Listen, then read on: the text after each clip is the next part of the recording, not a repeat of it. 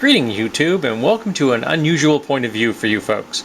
You are looking at the front of my workbench. This is the workbench where I make most of my, or actually all of my builds.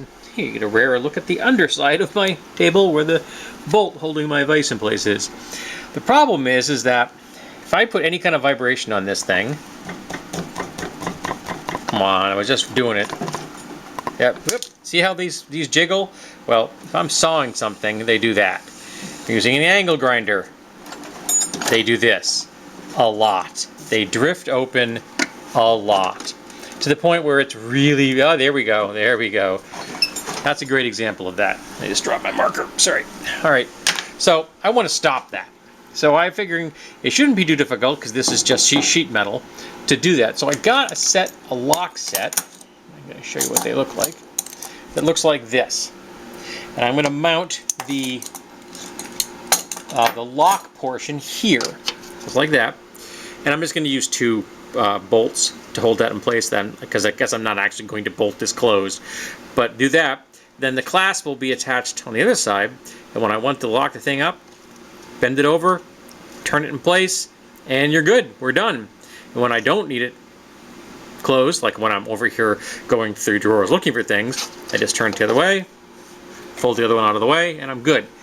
Now the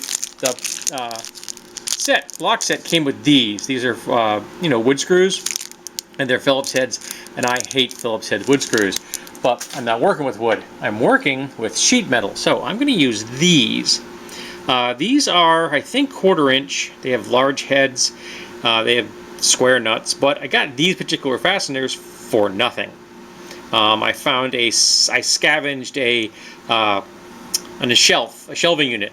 2 of them actually, and so I got it for nothing. So I'm going to just put them posted on Craigslist, and these came with them. And I'm not going to use them as shelving units. I'm going to use them as raw metal. So I've got a bunch of these, like I don't know, about 40 of these things. So I only need 8 here. I'm going to have 4 drawers and 16, 2 for each side. So 16 of these things. So I got plenty of them, and I think they're going to work. I think they're going to be just shy, and if I have to, I can always polish that front down a little bit to make that a little less proud, so that the clasp will turn when I need to close it. That's the big thing. And if these don't end up working, even after polishing the front a little bit, because they are a little rough, there's a little rough edge on there, then I will just go to the hardware store and get some 1/4 20 machine screws that have chamfered heads. But if I can do it for nothing, why not? You know, save me some money. So I will mark everything with just a standard Sharpie, and then once I get that marked, I will use this nail punch, which I have talked about on my channel before, to make a dimple in the sheet metal so that I can then drill it with a carbon drill bit.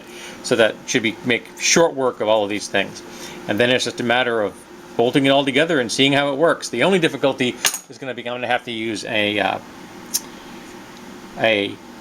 adjustable wrench to hold this, because I can use a small adjustable wrench to hold a square nut, and I'll just use a screwdriver in the front. And I just recently picked up a screwdriver for very cheap at a yard sale, specifically for that purpose, because I found myself frequently needing a flathead screwdriver that wasn't part of like a multi-kit. So now it's going to get to do its deal. So I think I may deburr these things before I even get around to using them. That might not be a bad idea. They are a little rough in the front, and that's just going to make my life a smidge harder. And I can deburr them without making that any significantly shallower, so it doesn't make my life difficult when I go to tighten them. Alrighty, so I'm going to go and deburr a bunch of bolts, and when I'm finished, I will set this up, and I'll show you how it looks when I'm done, after I've mounted the first one, and we'll find out if I think it's actually going to work with these bolts, which would be nice, because like I said, they were free. So I've installed the first one, and as you can see, the drawer is now not going to open unless I want it to open. Turn it sideways, move it out of the way, and this is within the same distance as the tabletop, so I don't come you know, closer than that anyway. So that should not be in my way at all when I'm not using it. So just again, when I want it to not open, simple one. In the event that someday I feel a need, I could always put locks on these things. I don't feel that need at this point in my life. There's only 2 entrances to get to this basement. One has a really nice quality padlock on it, and the other has a deadbolt. So, not worried about anybody getting down here. And the deadbolt is a double-sided lock, so it takes a key to unlock it from either side. And so, not a lot of access. But you can see me just working on this thing, just putting this lock in, and that's what the drawer did. So you can imagine when I have to like saw wood or chisel something, like the last project I worked on, chiseling wood, these things slid open all the time. So very shortly, they're not going to. This makes me very happy. Okay, time to do some more layout, some more drilling, and we'll have this hopefully done in about like next 30 to 40 minutes. So there we go. Project complete, and these drawers are not going to come open on me ever again unless I want them to. And you have no idea how happy that makes me. I was dealing with this for the longest time, and for a long time it was frustrating, so I couldn't think of a solution. And then I realized, well, since they're not going to stay closed, partly because the rollers on this are not perfect, also because there's not a single solitary level surface in my entire house. You would have seen it on my kitchen floor. It's amazing. It's like a bowl. But so I couldn't think of a solution, and part of that was because I didn't have serotonin in my brain. And now I have serotonin in my brain. It's store-bought, but I don't care. So now I was actually able to come up with a functioning solution. My original idea was to come up with something that was here, but that's not a lot of real estate to work with. It's just 2 pieces of sheet metal between here. This is much easier to work with because this is just sheet metal, so I could just reach around. There was nothing in my way. I didn't even have to turn. I didn't even have to look behind the thing. I did it all by touch. So that was all done. These two and these things here, those were super easy because I could just reach into the drawer and I just set it in. I use the folded sheet metal itself because there's a piece of double thickness here that comes around the corner for the spot welding, and I just use that as my stop point. And this wasn't a super expensive solution. These were $7 and change. I think they were like $7.40 or something like that. I think that's what they cost. It was like, yeah, it was a weird number. It was like $7.42 or $7.43. I thought that was an odd thing to price them at, but that's what they were priced at. So yeah, they made smaller ones that were like $1 less, but I wasn't positive if they would bridge the gap.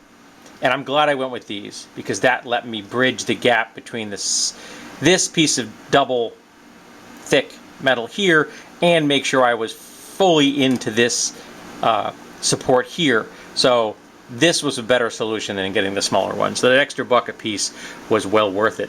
So yeah, I am really happy with this solution. This is simple, elegant, and it doesn't even look bad. You know, it blends in with the rest of the steel. So I think they also had some of these that were in like a black. I saw one, they had a smaller one, and I was kind of looking at that one. And I looked at it, and it had one of these, but it didn't do anything. So whether you had it in the vertical or the horizontal position didn't matter. The clasp, no, there you go. The clasp would move regardless of what position it was in. So I'm like, why do you call that a security clasp when it offers no security? Maybe the people that buy those don't care, but I needed something that actually worked as a clasp. So there you go. All right, so this has been a simple solution, but it makes my life easier. Oh, just in case anyone ever wants to know, this is a bucket seat by Bucket Brothers. Invaluable. You got a 5-gallon bucket, that makes a perfect seat. Now I got one of these, and I use that regularly. I picked that up for $3 at a yard sale. But this, which I got for $5, the bucket, and it's full of hardware. Literally, the whole thing is full of hardware. And I got that for $5 at a yard sale. So it was like, can't lose for that. Some of the hardware I'm never going to use because, again, I don't like Phillips heads. But I may find a use for them for like some weapons project or something, who knows. But yeah, I'm really quite happy. So, thank you for being here for this build. I hope that you enjoyed yourself. And if you did, please follow me on DeviantArt, where I store the permanent images of my weapons build. And follow me on Instagram, where I post things like this, things I find, salvages I find off Craigslist, as well as adorable cat pics. And who doesn't love a cute cat?